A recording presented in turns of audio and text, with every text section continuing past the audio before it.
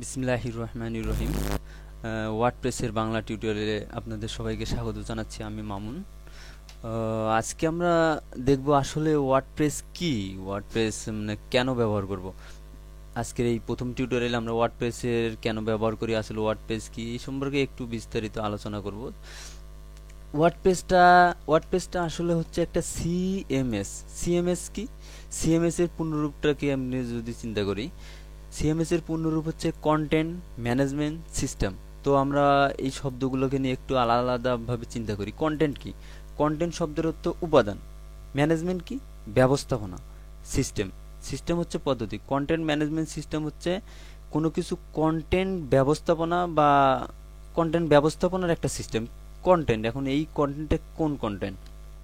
তো আমরা অনেকেই জানি যে ওয়ার্ডপ্রেস ওয়েব ডেভেলপমেন্টের একটা টুল। আমরা ওয়েব ডেভেলপমেন্টের জন্য ওয়ার্ডপ্রেস ব্যবহার করি। তাহলে এই কন্টেন্টগুলো অবশ্যই ওয়েব পেজের কন্টেন্ট, একটা আমাদের ওয়েবসাইটের কন্টেন্ট। ওয়েবসাইটের কন্টেন্ট বিভিন্ন প্রকার হতে পারে। যেমন এই সাইটটাতে দেখি, এটা এমনিতে একটা ডেমো সাইট, দেখেন এটাতে সামনে আমরা মেনু বারগুলো দেখতে পাচ্ছি, এটা এক প্রকার কন্টেন্ট। এই সাইড বারে এই ক্যাটাগরিগুলো দেখতেছি, এই যে রিসেন্ট পোস্টগুলো দেখতেছি, তো মাঝে এই পোস্টগুলো দেখতেছি, এগুলো কন্টেন্ট। তো আমরা এই যে নিচের দিকে যে মেটা ট্যাগ, এগুলো আর্কাইভ দেখতেছি, এগুলো কন্টেন্ট। তো ওয়ার্ডপ্রেসটা হচ্ছে একটা ওয়েবসাইটের যে কন্টেন্টটা আছে, মানে একটা সম্পূর্ণ ওয়েবসাইটটিকে, এই ওয়েবসাইটটা ম্যানেজমেন্ট করার জন্য একটা সিস্টেম বা একটা সফটওয়্যার। তো আমরা ওয়ার্ডপ্রেস ব্যবহার করে এরকম অনেক সুন্দর সুন্দর সাইট তৈরি করতে পারি। তো এখন আমাদের বর্তমান বিশ্বে এখন ওয়ার্ডপ্রেস অনেক পপুলার, অনেক জনপ্রিয় একটা সিএমএস। তো ওয়ার্ডপ্রেসের জনপ্রিয়তার কিছু কারণ আছে। এর মধ্যে হচ্ছে যে আমরা যারা এসইও সম্পর্কে জানি, যে এসইও করার জন্য আমাদের সাইটগুলো গুগলে ইন্ডেক্স করতে হয় এবং প্রত্যেকটা পেজ নতুন করে তৈরি করলে ওই পেজটাকে গুগলে ইন্ডেক্স করতে হয় এবং অফ পেজ অনেক অপটিমাইজেশন করতে হয়। তো ওয়ার্ডপ্রেস অনেক এসইওর কাজটা ওয়ার্ডপ্রেস নিজেরাই করে দেয়। যেমন একটা সাইট তৈরি করার পর ওয়ার্ডপ্রেস যদি ইনস্টল করে দেই, তো ওয়ার্ডপ্রেসটা দেখো অটোমেটিক সাইটটাকে গুগলে ইন্ডেক্স করে দেয়। একটা পোস্ট করলাম, ওই পোস্টের জন্য সে অটোমেটিক ইন্ডেক্স করে দেয়।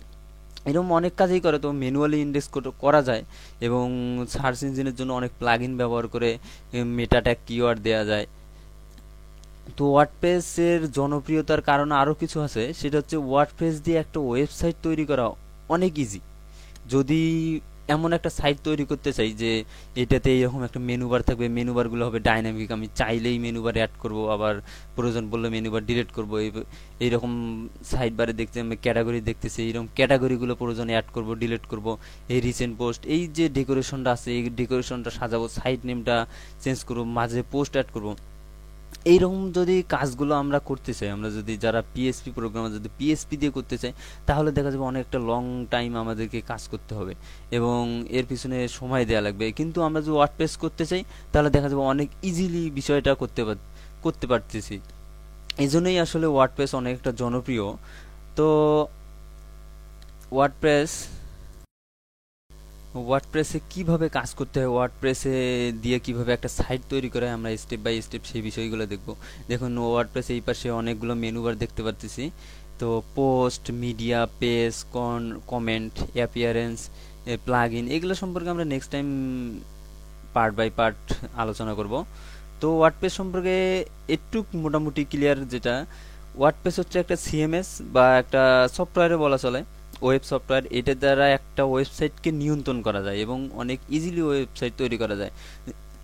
আর যদি এমন কোনো ব্যক্তিত্ব যে ওয়ার্ডপ্রেস দিয়ে সাইট তৈরি করতে পারবে, তাকে এইচটিএমএল সিএসএস যে ওয়েব ডেভেলপমেন্টের জন্য যে ল্যাঙ্গুয়েজগুলো জানা লাগে, এগুলো জানার প্রয়োজন হবে না। যদি কেউ কোনো কিছুই না জানে, কোনো ল্যাঙ্গুয়েজে না জানে, সে ওয়ার্ডপ্রেস ব্যবহার করে অনেক সুন্দর একটা, অনেক ইজিলি সাইট তৈরি করতে পারবে।